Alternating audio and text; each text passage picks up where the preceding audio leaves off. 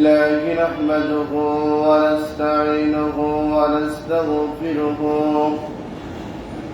ونؤمن به ونتوكل عليه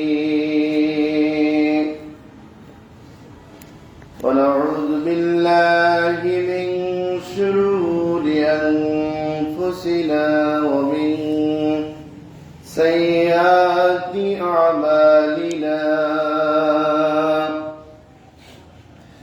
من يهده الله فلا مضل له ومن يضلله فلا هادي له ونشهد أن لا إله إلا الله وحده لا شريك له ونشهد أن سيدنا وسندنا وحبيبنا ومولانا محمدا عبده ورسوله فقد قال الله تعالى في كلامه المجيد والفرقانه الحميد أعوذ بالله من الشيطان الرجيم بسم الله الرحمن الرحيم قل إن الموت الذي تفرون منه فإنه ملاقيكم ثم تردون إلى عالم الغيب والشهادة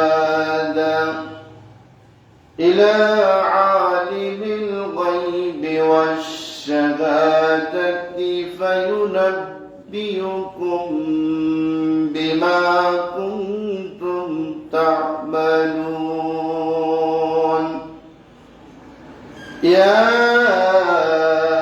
أيها الذين آمنوا إذا نودي للصلاة من يوم الجمعة فاسعوا إلى ذكر الله وذروا البيع ذلكم خير لكم إن كنتم تعلمون إن الله وملائكته يصلون على النبي يا أيها الذين آمنوا صلوا عليه وسلموا تسليما اللهم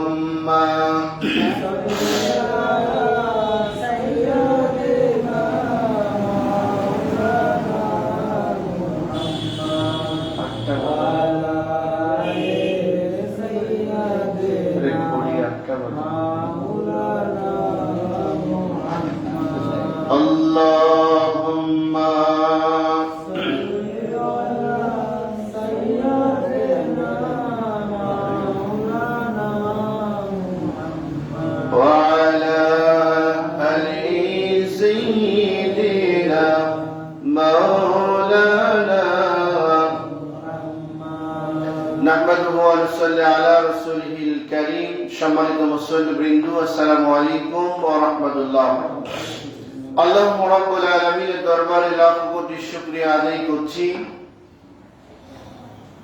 পবিত্র রজবের প্রথম জুমা একটি বছর পরে আল্লাহ রাব্বুল আলামিন আমাদের সামনে আবারও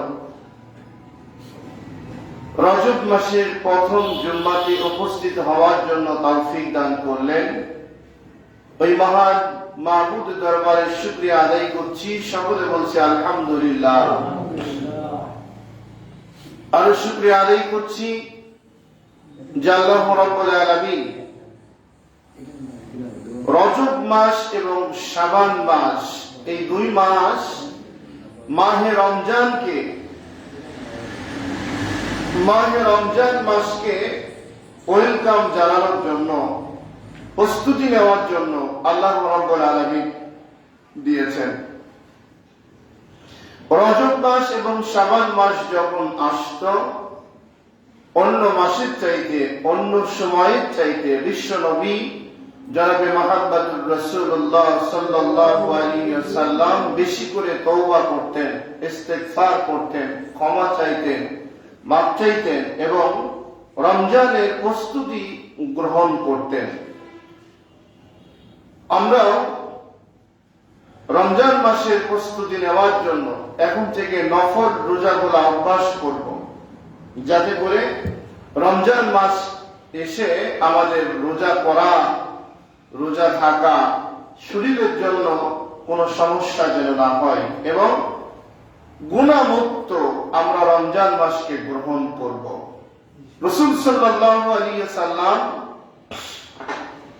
যার শরীরে মাসি পর্যন্ত বসতো না, গুনাহ করা তো দূরের কথা, গুনাহ চিন্তাও রাসূল করছেন, এরকম করার কোনো সুযোগ করা যাবে না।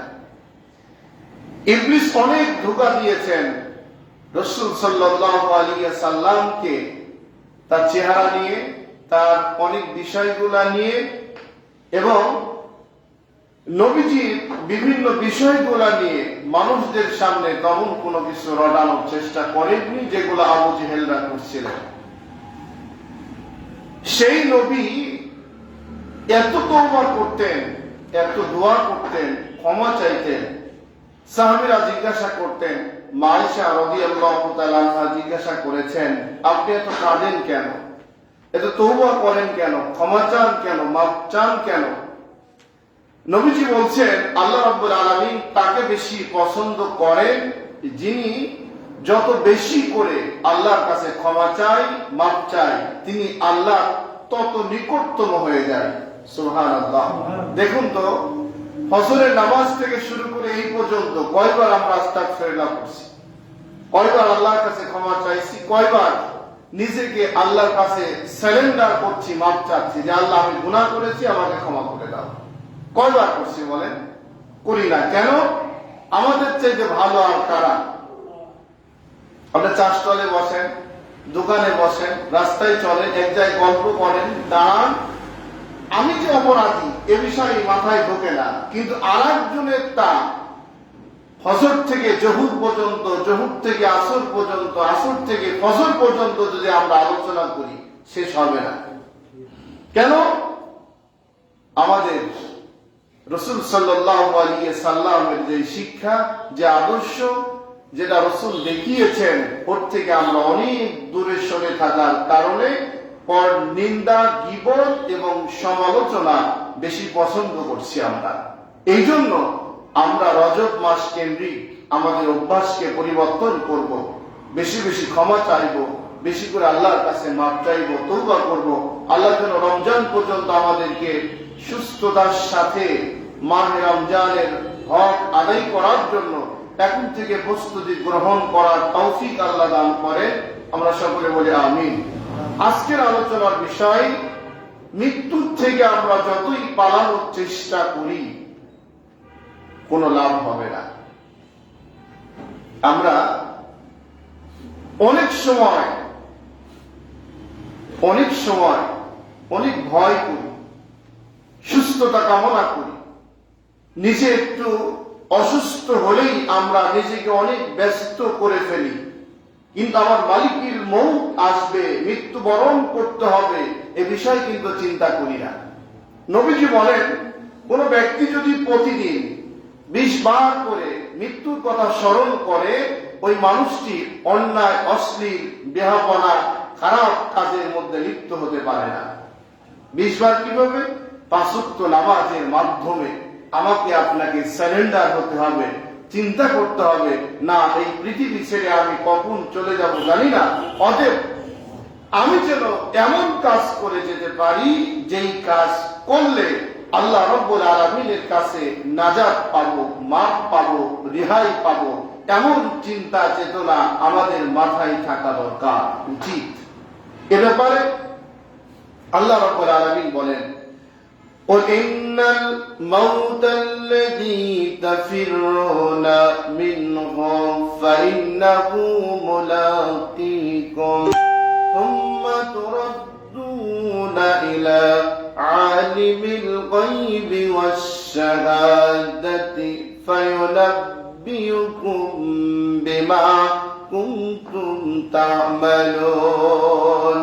আল্লাহ রাব্বুল আলামিন বলেন, ওই সমস্ত জালিমদের জানা দরকার, ওই সমস্ত পাপাচার ওই ব্যক্তিদের জানা দরকার, অন্যায়, অশ্লীল, বেহাপনা যারা করে বেড়ায়, আল্লাহ ভুলে গিয়ে দুনিয়ার মোহে পড়ে, দুনিয়ার লোভ লালসার মধ্যে যারা পড়ে আছেন, তাদের জানা দরকার আল্লাহ রাব্বুল আলামিন তাদের জন্য যে মৃত্যু থেকে তারা পালানোর চেষ্টা করতেছে, মৃত্যু থেকে বাঁচার চেষ্টা করতেছে, আল্লাহ রাব্বুল আলামিন মৃত্যুটা এমন ভাবে তাদের মধ্যে সীমাবদ্ধ করে দিয়েছেন, চতুর্দিক দিয়ে মৃত্যু ঘেরাও করে আছে। মৃত্যুর ভয়ে যতই পালানোর চেষ্টা করুক না কেন, 1 মিনিটের জন্য, 1 সেকেন্ডের জন্য মৃত্যুর হাত থেকে রেহাই পাওয়ার মতো কোনো সুযোগ নাই। আল্লাহ রাব্বুল আলামিন আরো বলেন, মালিকুল মউত এমন একটা বিষয়, আমি রব্বুল আলামিন যখন মালিকুল মউতকে সৃষ্টি করেছি, আজরাইল আলাইহিস সালামকে যখন দায়িত্ব দিলাম, আজরাইল আলাইহিস সালাম বললেন, রব্বুল আলামিন এই বিশাল দায়িত্ব আমাকে যখন তুমি বহন করতে দিয়েছো গো আল্লাহ, জানি না এই দায়িত্ব আমি কতটুকু পালন করতে পারবো, কিন্তু প্রশ্ন হলো অসংখ্য মানুষদের মধ্যে থেকে যখন এই দায়িত্ব পালন করার জন্য যাব গো আল্লাহ রব্বুল আলামিন, তোমার বান্দা বান্দীদের মধ্যে থেকে তার রূহটা বের করবো কিভাবে? আল্লাহ রব্বুল আলামিন বললেন, আজরাইল শোনো, এমন দায়িত্ব তোমাকে আমি আল্লাহ দিয়েছি, এমন ভাবে দায়িত্বটা দিয়ে দিলাম, পৃথিবীর এমন কোন মানুষ তোমাকে চিনবে না, জানবে না। একই জায়গায়, একই বিছনায় স্বামী স্ত্রী শুয়ে থাকবে, ছেলে মেয়ে শুয়ে থাকবে, বংশের লোকজন থাকবে, বাড়ি ভরা মানুষ থাকবে, সমস্ত মানুষদের মধ্যে থেকে তোমাকে আমি রব্বুল আলামিন এমন কায়দায় পাঠিয়ে দেব, অদৃশ্যভাবে তুমি চলে যাবে, শুধুমাত্র যার জানটা কবজ হবে উনি ব্যতীত পৃথিবীর কেউ তোমাকে আর দেখতে পারবে না, তোমাকে আর কোনো ভয় নেই, চিন্তা নেই। মালিকুল মউত এমন ভাবে যখন দায়িত্ব নিলেন, ইতিহাস এমন ভাবে আমরা বলেছেন, আজরাইল আলাইহিস সালামকে আল্লাহ রাব্বুল আলামিন দায়িত্ব যখন দিয়ে দিলেন, প্রত্যেকটা মানুষকে আলিমুল গায়বি ওয়াস শাহাদা, প্রত্যেকটা মানুষকে আল্লাহ রাব্বুল আলামিন যখন জান কবজের জন্য আজরাইল আলাইহিস সালামকে পাঠিয়ে দিবেন, আজরাইল আলাইহিস সালাম পিছন থেকে না, ডান থেকে না, বাম থেকে না, সামনাসামনি প্রত্যেকটি মানুষের জানটা কবজ করে নিয়ে যায়। মুখামুখি, সামনাসামনি আল্লাহ রাব্বুল আলামিনের পক্ষ থেকে যখন আসবে, মোলাকাত করবে, সাক্ষাৎ করবে, আজরাইল আলাইহিস সালাম যখন কোন একজন মানুষের জান কবজ করতে চলে আসে, লোকটি যদি অনিসলামিক হয়ে থাকে, আল্লাহর নাফরমানি করে থাকে, আল্লাহর হুকুম যদি না মেনে থাকে, ওই নাফরমান ব্যক্তি প্রথম নাম্বার যখন আজরাইল আলাইহিস সালাম আসবেন, তার ভয়ঙ্কর চেহারাটা নিয়ে আসবেন। একটা পা থাকে আসমানে, আরেকটা পা থাকে জমিনে, এমন ভয়ঙ্কর দৃশ্য শরীরটা নিয়ে যখন হাজির হয়ে যাবে, দুনিয়ার সমস্ত মানুষ দেখতে পাবে না, কিন্তু যার জানটা কবজ করবে ওই মানুষটা দেখতে পাবে। আমার ওই দেখতে পাওয়ার সাথে সাথে তার রূহটা ছটফট শুরু করে দেবে, ভিতরটা অস্থির হয়ে যাবে, শরীরটা ঘেমে যাবে, পাগল হয়ে যাবে। রুহুটা ভিতর থেকে পলানোর জন্য নানান কায়দায় চেষ্টা করবে, আফসোস করে চিৎকার দিতে থাকবে আর বলতে থাকবে, তারা আমার আপনজনেরা, আমার পাশের লোকেরা, আমার স্ত্রী, ছেলে মেয়ে, বন্ধু বান্ধব কে কোথায়? আমাকে বাঁচানোর জন্য, আমাকে সাহায্য করার জন্য তোমরা এগিয়ে আসো, আমাকে বাঁচাও, আমাকে বাঁচাও। যতই চেষ্টা করুক না কেন, আফসোস করে ডাকতে থাকুক না কেন, ওই ব্যক্তির ডাক, ওই ব্যক্তির সারা আমার আপনার কানের মধ্যে স্পর্শ আর করবে না। আমরা জানতে পারবো না। আমরা যখন জানতে পারবো না,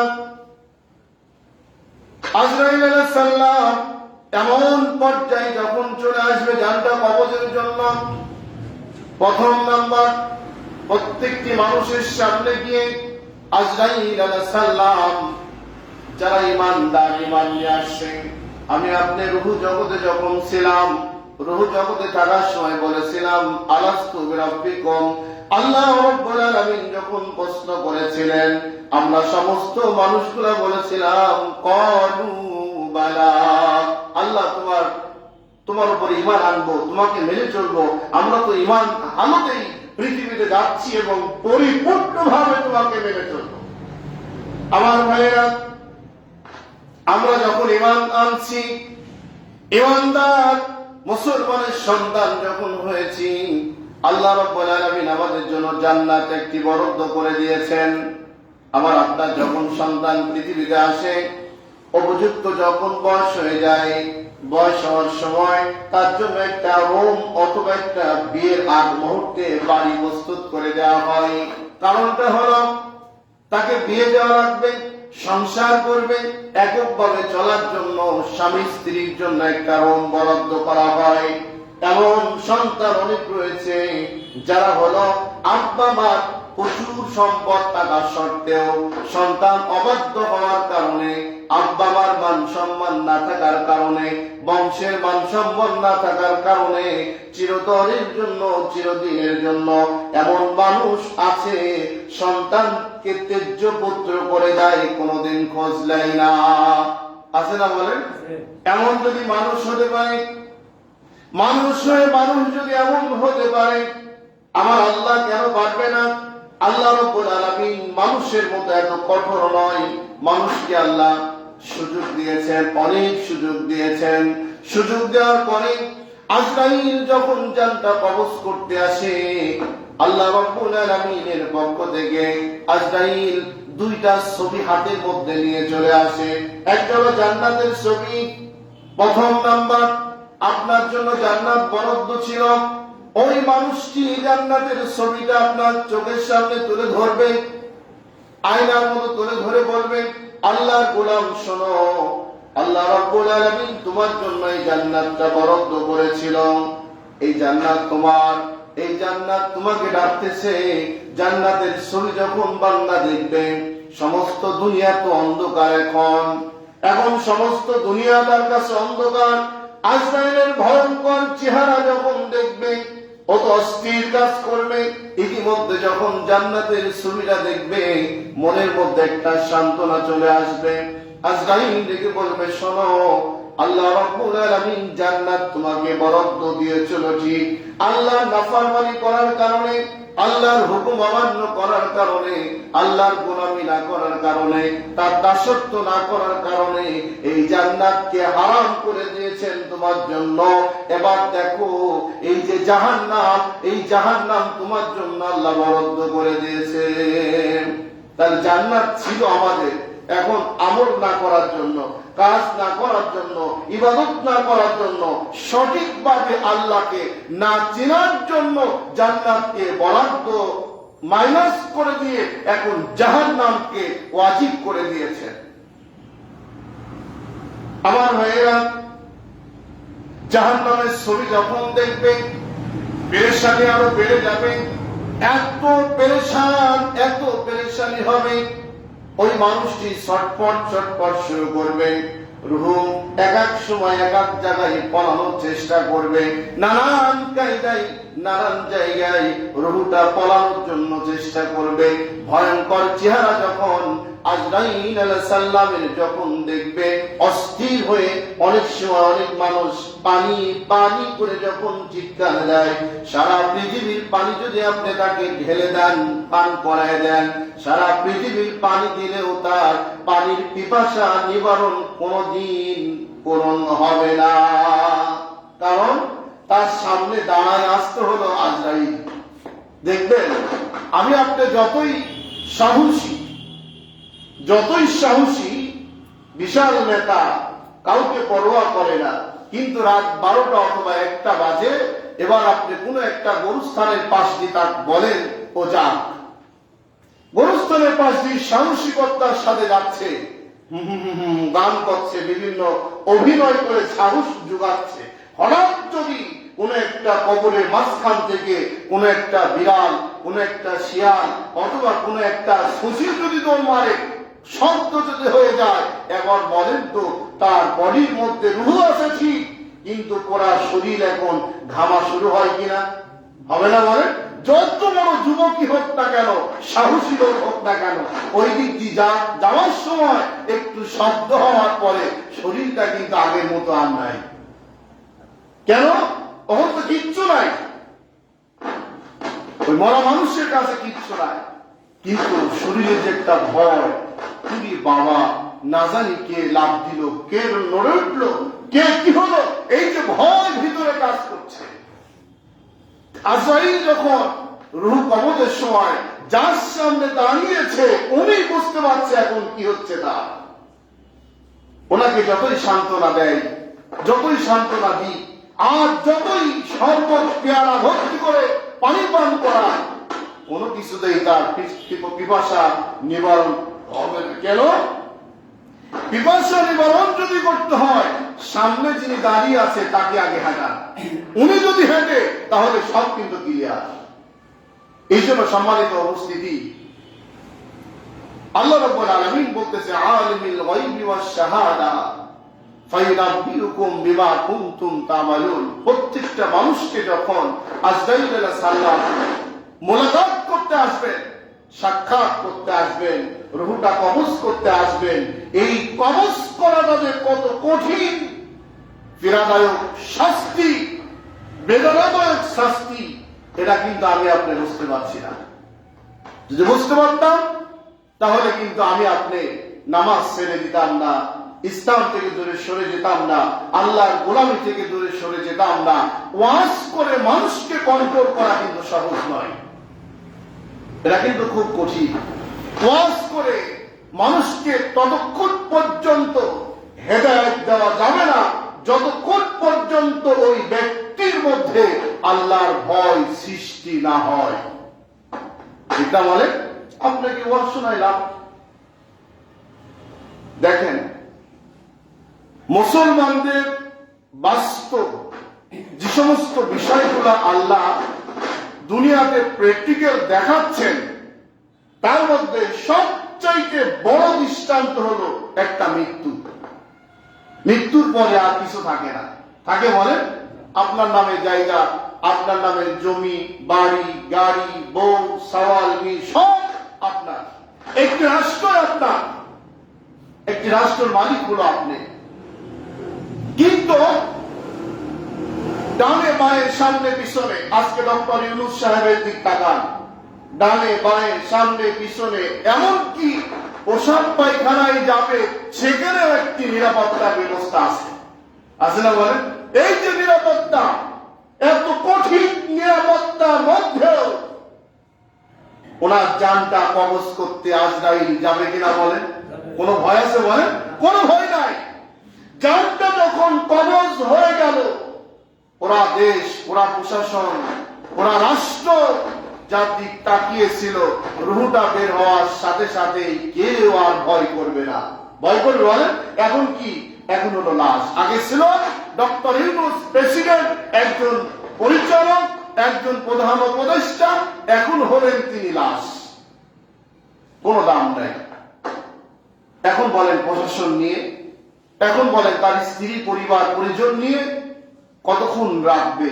এখন চিন্তা হলো মানুষের ভিতরে কখন জানাজা হবে, কখন জানাজা।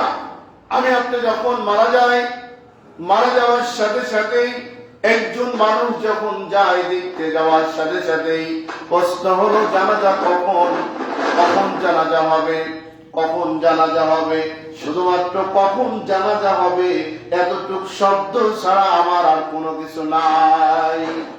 আছে বলেন? কিচ্ছু নাই। এই জন্য মুসলমান ধর্মের মধ্যে আল্লাহ রাব্বুল আলামিন যে কোরআন দিয়েছেন, এই কোরআনে যে শিক্ষা, বাস্তব প্র্যাকটিক্যাল প্রমাণ দিয়েছেন, এর চাইতে আর দৃষ্টান্ত, এর চাইতে কঠিন পরীক্ষা আর কিছু হতে পারে না। ভাইরা, মাঝে মাঝে আপনাদের বলি, দেখুন না, এই যে আপনারা যারা আসছেন, আপনারা যারা আছেন বসে, চিন্তা করুন তো আপনার জীবনে কতটা জানাজা করলেন, কতটা জানাজা করেছেন। আপন জনদের তো আপনি জানাজা করলেনই, কিন্তু মানুষের কত জানাজা গিয়েছেন। এত জানাজা করার পরে আপনি কি শিখলেন? আমি আপনি যখন সূরা তাহার মধ্যে আল্লাহ রাব্বুল আলামিন বলেন, মিনহা খালাকনাকুম ওয়া ফিহা নুঈদুকুম ওয়া মিনহা নুখরিজুকুম তারাতান উখরা। আল্লাহ রাব্বুল আলামিন বলতেছেন, বান্দা তুমি স্বীকৃতি দাও তিনটা। আমি আপনি যেই দোয়াটা পরে মাটি দিই, এটা মাটি দেওয়ার কিন্তু দোয়া না, এটা হলো স্বীকৃতি প্রদান করার দোয়া। আপনি সেখান থেকে শিক্ষা গ্রহণ করুন। বলুন, মিনহা খলাকনাকুম ওয়া ফিহা নুঈদুকুম ওয়া মিনহা নুখরিজুকুম তারাতান উখরা। এই মাটি দিয়ে তোমাকে তৈরি করেছিলাম, যাকে মাটি দিলাম দাফন করলাম, কবরে নামিয়ে দিলাম, ওনাকে যেই মাটি দিয়ে তৈরি করেছিল, আমাকে আপনাকেও সেই মাটি দিয়ে তৈরি করেছে কিনা? করেনি? বলেন। উনি মাটি দিয়ে তৈরি হওয়ার পরে উনি যখন পৃথিবীতে থাকতে পারে নাই, আজকে ওনাকে যখন কাফন পরিয়ে কান্দে করে নিয়ে কবরে যখন নিয়ে গেলেন, শিক্ষা নেন, তার দিকে তাকিয়ে আপনি শিক্ষা নেন। দোস্ত, ভাই অথবা আপনজন, তুমি তো আমার মতোই ছিলে, আমি তোমাকে ধরে রাখতে পারি নাই, আমি তোমাকে হাজারো চেষ্টা করেছি, এই পৃথিবীতে রাখতে যখন পারি নাই, আমাকে কেউ রাখতে পারবে না, তোমাকে রেখে গেলাম, আমিও প্রস্তুতি নিচ্ছি আসার জন্য, তুমি অপেক্ষা করো। 2 নম্বর হলো, মাটিতে রাখার পরে স্বীকৃতি প্রদান করতেছেন, তাকে টার্গেট করে আপনি বলতেছেন, উনি তো আপনার কথার কোনো জবাব দিতে পারে না, কিন্তু জবাবটা আপনার ভিতরে আপনি ঢুকিয়ে নেন। আপনি তাকে বললেন, এই মাটিতে রেখে গেলাম, মাটির থেকে তোমাকে তোলা হবে, তোলার পরে তোমার জীবনের সমস্ত আমল নামাগুলা হিসাব শুরু হবে, সব জীবনের কর্মকাণ্ড গুলা এখন এখানে পেশ করা হবে, হিসাব শুরু হবে। ওনার যদি হিসাব হয়ে থাকে, উনি যেমন তাজা একজন মানুষ ছিলেন, সুস্থ মানুষ ছিলেন, আমি আপনিও তাজা সুস্থ মানুষ, কান্দে করে তাকে নিয়ে গেলাম গোরস্থানে। উনি এখন যতই চেষ্টা করুক না কেন, আর কারোর সাথে কথা বলতে পারবে না, কান্দে নিতে পারবে না, শরীরের কোনো মাছি মারতে পারবে না, পোকামাকড় কাটতে পারবে না, কোনো কিছুই করা সম্ভব নয়। আপনি যখন তাকে কান্দে নিয়ে গেলেন, অত্যন্ত বড় শিক্ষা হলো আপনার মধ্যে। আপনি শিক্ষা নেন, আমাকে আপনাকে শিক্ষা নিতে হবে। তোমাকে যেমন সুন্দর গাড়ি, সুন্দর নারী, সুন্দর ব্যবসা, সুন্দর প্রতিষ্ঠান থেকে, সুন্দর দুনিয়া থেকে, অন্ধকার বাঁশঝাড়ের নিচে 3.5 হাত মাটির নিচে যখন তোমাকে রেখে যাচ্ছি, বন্ধুরে, আমাকেও একদিন না একদিন চলে আসতে হবে। এই চিন্তা করে উনি যেই কর্মগুলা করেছিল ভালো, সেইগুলা আপনি শুরু করুন, যেইগুলা খারাপ করেছিল পরিহার শুরু করুন। কবরের মধ্যে যাওয়ার সময় যেই কাজগুলা করলে শান্তি পাওয়া যায়, এখন থেকে সিদ্ধান্ত নিয়ে ওই কার্যক্রম গুলা শুরু করা দরকার। কিন্তু দেখা যায় গরুস্থানে গেলাম মাটি দিতে, ওখানে যায় ওখানে যায়ও আমার কাজ কিন্তু বন্ধ নাই, আমার কাজ চলছেই। একটু যদি আলোচনা বেশি করা যায়, এখন বলে হুজুররা সুযোগ তো পাইছে, আজ মাইক ছাড়বি কিনা সন্দেহ। ও যেসব কথা বলে এটা ওরা জানি, ও কি হয় না হয় সব বুঝি, ইত্যাদি ইত্যাদি। আপনি আলোচনা শুরু করলেন, সমালোচনা করলেন। আপনি যদি জানতেন, বুঝতেন, যদি বুঝেই ফেলেন, তাহলে আপনি কি নিয়ে আসলেন সেখান থেকে? আর কি আলোচনা করলেন ওখানে গিয়ে? আমার ভাইয়েরা, তাহলে 2 নাম্বার গেল। 3 নাম্বার কাতারে গিয়ে আপনার প্রশ্ন করা হবে, তোমার দিন ছিল কি, তোমার নবী কি, এবার তুমি বলো। আমার ভাইয়েরা, আমাদের নবীকে যদি আমরা শ্রেষ্ঠ হিসাবে গ্রহণ করতে পারি, বিশ্ব নবী জনাবে মুহাম্মদুর রাসূলুল্লাহ সাল্লাল্লাহু আলাইহি ওয়াসাল্লাম হিসাবে যদি গ্রহণ করতে পারি, তাহলে জীবনটা সার্থক হবে, জীবনটা সার্থক হয়ে যাবে। আর যদি রাসূলকে নেতা হিসাবে, নবী হিসাবে, শ্রেষ্ঠ হিসাবে গ্রহণ করতে না পারে, তাহলে বলুন, যে মানুষটা দাফন করলাম, মাটি দিয়ে আসলাম, তার আসা যাওয়ার মধ্যে, এত দাফন কাফনের মধ্যে, এত দোয়া করার মধ্যে আমি পরিবর্তন তো কিছুই হতে পারলাম না। শুধুমাত্র আমার গরুস্থানে যাওয়াই হলো, গরুস্থান থেকে আসাই হলো, আমার মৃত্যুকে স্পর্শ করা হলো, মৃত্যুকে শুধুমাত্র সামনে রাখাই হলো, কিন্তু আমার দিয়ে পরিবর্তনের মধ্যে কোনো কিছুই পেলাম না, কিচ্ছু পেলাম না।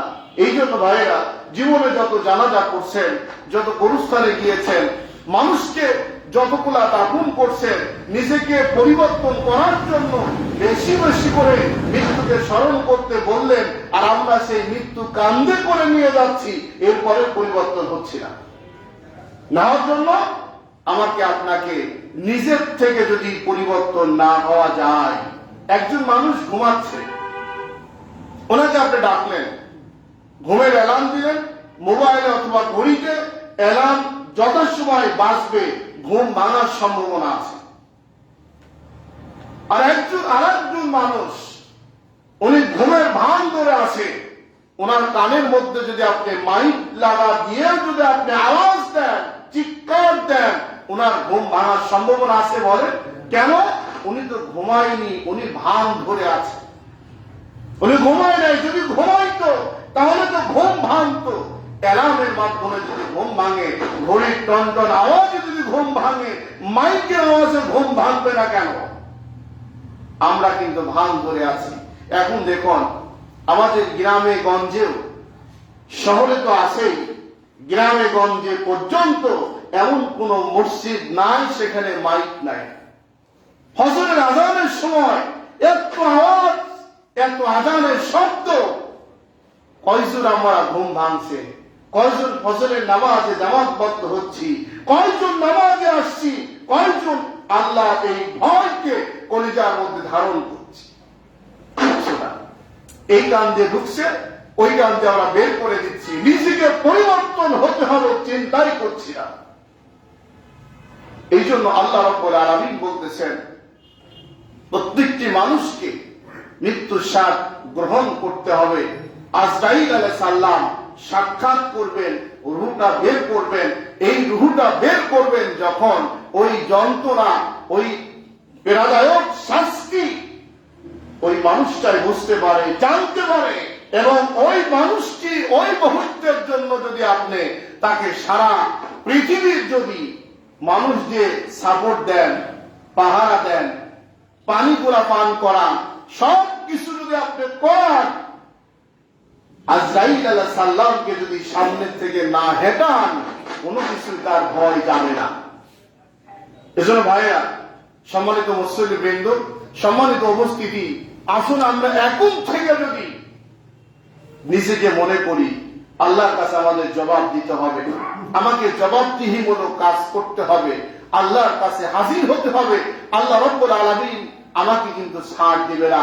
সমস্ত মানুষকে যদি ছাড় দেয়, আমাকে তো ছাড় দিবে না। সমস্ত মানুষকে ছাড় দেয়নি, আমাকে যদি ছাড় দেয় মানুষ কিছু বলতে পারবে না। এই জন্য সম্মানিত উপস্থিতি, নিজেকে যদি আপনি সকল সময়ের জন্য প্রস্তুতি মনে করেন, প্রস্তুতি রাখেন, তাহলে কিন্তু সম্ভব।